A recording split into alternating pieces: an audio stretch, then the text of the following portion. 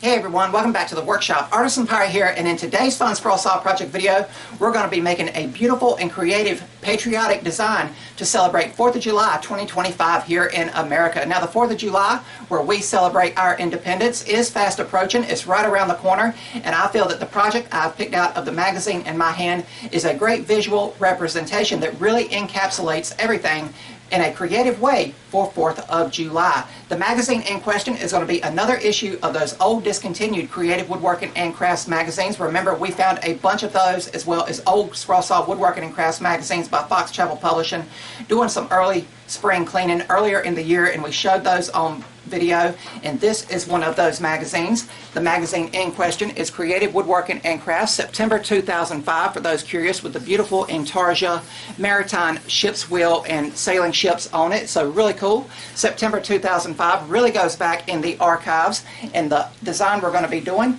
is depicted on page 8 with a visual representation as well as an article to go along with it. But here you see the design we are going to be bringing to life in today's video, and it says Screaming Eagle. And I want to go on and thank Mr. Roy, Scott, and Bob of Whitetail Designs for this beautiful patriotic design that we're going to be doing for 4th of July. But really, really beautiful here. The full-size patterns are located in one of the 2 pattern pull-out sections featured in the magazines, and we've already got everything photocopied to its full size and attached to our material with clear packing tape. If you guys remember, it was either last year or the year before, we also done an eagle design for 4th of July, and it was this beautiful eagle within an eagle design. I think it was also an old Creative Woodworking and Crafts magazines pattern. I'd have to go back and check, but you can see it has some beautiful visuals in it with all of the delicate veining work that really adds added characteristics and really takes a scroll saw project to the next level with the beautiful lines of detail in it.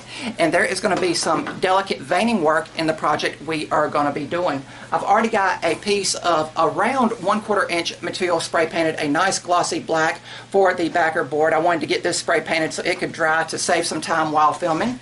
The frame is going to be made out of more of that basic 3/4 inch pine shelving board that I like to use because it cuts, sands, shapes, contours exceptionally well, and it's just a great material to teach with.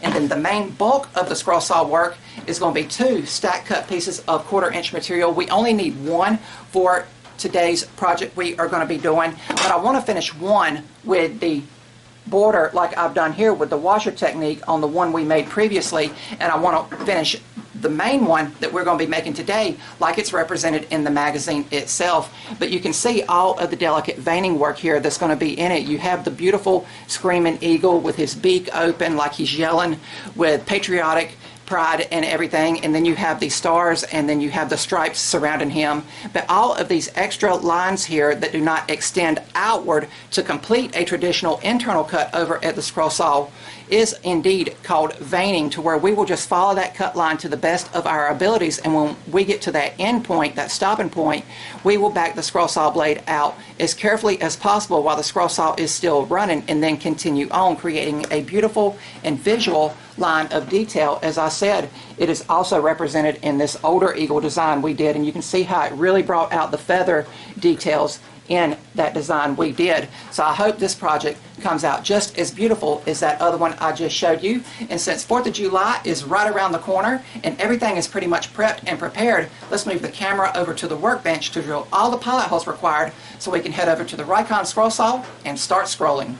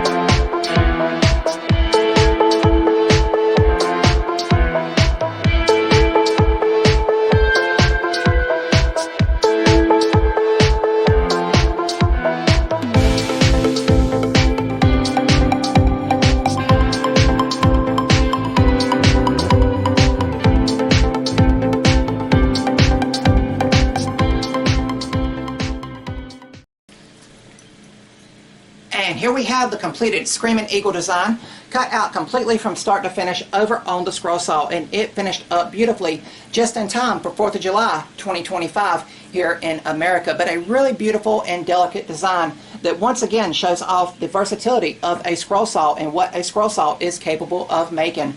I want to once again thank Mr. Roy, Scott, and Bob of Whitetail Designs for the beautiful pattern featured in the old discontinued Creative Woodworking and Crafts magazines. I'll once again hold that magazine up momentarily as we close the video.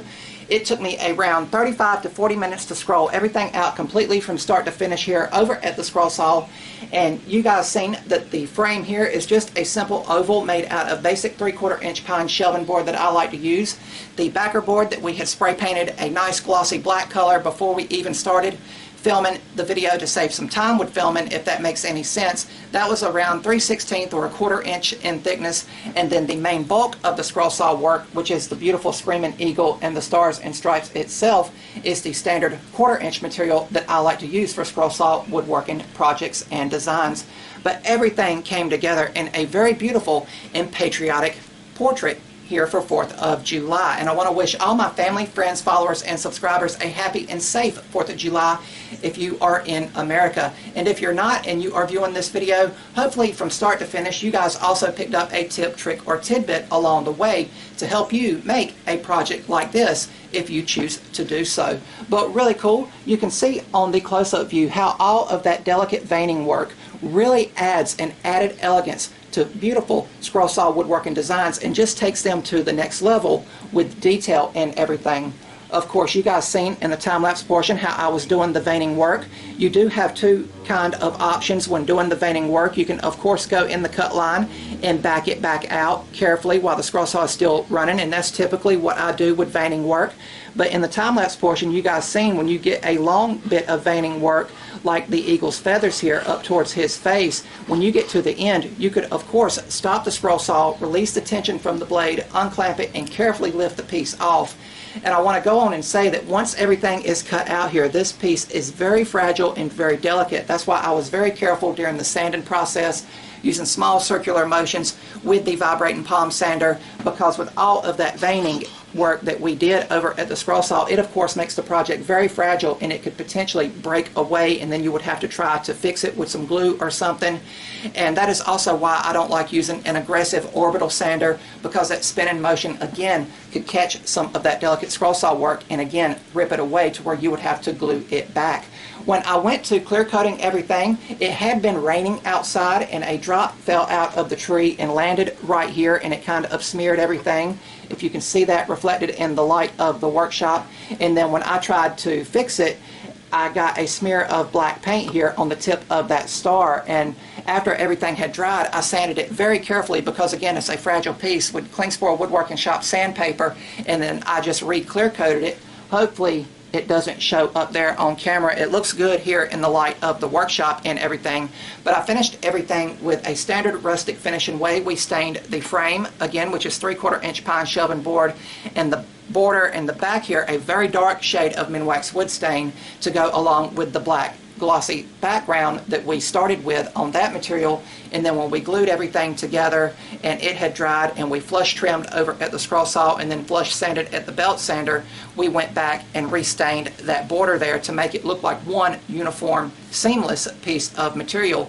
And then the actual bulk of the scroll saw work I actually left natural, so hopefully those grains and textures of the 1/4 inch material that I like to use out in the workshop really shines through with that Rust-Oleum clear gloss we added as a finish, and it really makes everything pop, and you can see it reflected in the light of the workshop. And keep in mind, we stack cut two of the eagle here, and I did that to offer some support again because the piece is so fragile. So having two layers there, it gives it some more support with those delicate areas, or at least I feel it does so. But we did have a second eagle, and it was finished with the washer technique, you know, where I take a washer and trace along the perimeter to get a perfect border all the way around it. And different size washers give you different size borders and different effects depending on how you use them. I know some people use a wavy washer to have like a wavy effect all the way around it. So options and versatility for finishing and creating designs. If you didn't want to make the big frame like this and wanted to just make the eagle, this is a finishing way to do the project. But again, I always feel there's options and versatility for each and every pattern and project you come across. This is just two basic examples of how to finish one creative and unique patriotic design for 4th of July. But if you didn't want to use it for 4th of July and you just needed an eagle's face, supposedly with his beak open, again, he is the Screaming Eagle, as the project is called, you could, of course, cut him out and remove all of the stars and stripes here. Of course, that represents the 4th of July holiday with the patriotism of the eagle and everything.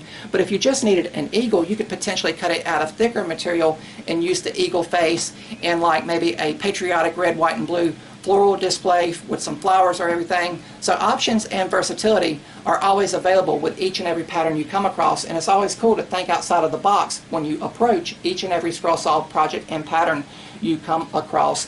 And you guys seen during the glue up portion that I added some small pieces behind the portrait that I cut over on the bandsaw. I'm not really sure entirely what exact thickness that was of material. It was just out of the scrap bin that I picked up, and I glued them on the back to kind of elevate it off of the backer board. It says to do that in the magazine that I'm getting ready to hold up, and I think it offers a real cool visual for how to do a project like this. And if you just needed a nice oval frame, you could of course just use that portion of the pattern and not use all of the pattern as I have here in today's video.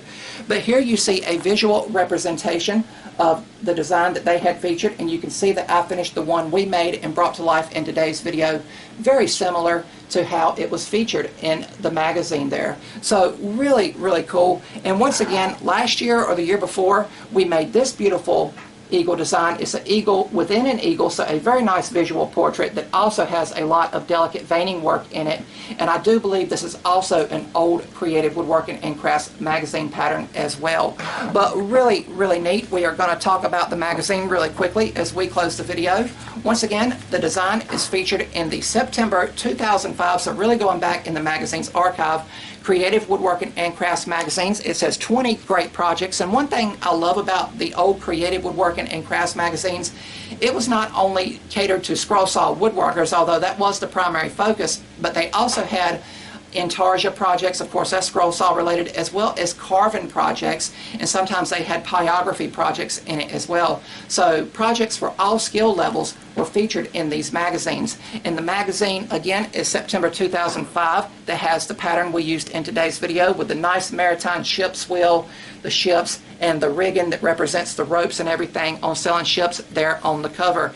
And I get asked, where can these magazines be found now? And I believe around the only place that they can be found quite readily would probably be eBay, to go there and just search for them. But make sure if you pick them up secondhand like that on eBay, to make sure that the full-size pattern pull-out sections, this magazine had 2 full pattern pull-out sections. You can see there the eagle that we photocopied for today's project. Just make sure those pattern pull-out sections are in the magazines if you order them from sites like eBay or something.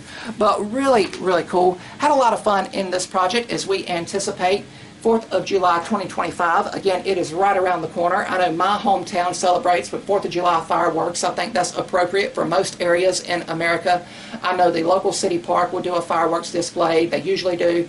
And then they have some nice red, white, and blue events. And the local ballpark will also shoot off some fireworks for the 4th of July. But a really beautiful Screaming Eagle design cut out completely over on the scroll saw for 4th of July 2025. And again, we already have the other one that we stack cut finished. So again, 2 different comparisons of the same exact pattern. Let me know which one you guys prefer down in the comments below.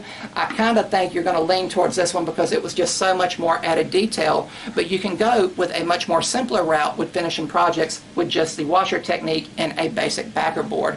But really, really cool. One more look at it here as we close the video. I hope you guys had a lot of fun, and hopefully along the way you guys picked up maybe a tip, trick, or tidbit along the way. That's going to be about all for this one. If you're new to the channel, hopefully you'll click that subscribe button and also follow me across all my social media feeds under the Artisan Pirate name. As always, links to contact me as well as all my social media feeds will always be linked down in the description box below these videos. That's about all for this one, and remember guys, if I can make it or do it, so can you guys. I'm the Artisan Pirate. Happy 4th of July 2025 take care. And if I can make it or do it, so can you guys. Take care, and I'll see you guys real soon.